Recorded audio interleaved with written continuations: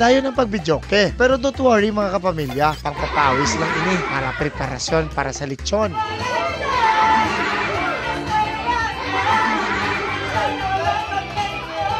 Sige, makagto na ta sa lechonan. Luwas sa livestock capital sa Negros ang Moises Padilla. Isa pagid sa mababugal sang banwa among ila magalyon lechon. Anong kinalain sang lechon sang Moises Padilla? Sa iban nga lechon sa Negros. Yung sudlan sa mga tanglad. Tanglad. Ano ba pangatan niya? Milk? Milk? Yes. Ano nang sustagen? Promil. Gusto ka lang.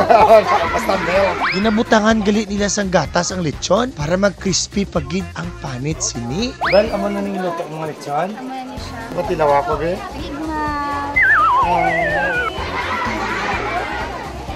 Sige nga. Namit nang gali isa pa be.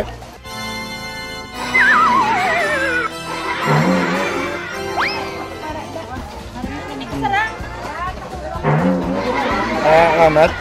Kapamilya, kung kamo magagto sa Moises Padilla, tilawan nyo gid ang ila lechon. Busog na kamuda. Busog.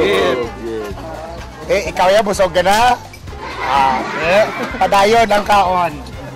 Ako si Rusty Ramos, padayon yung upod sa pagbiyahe. Ano to hindi dito?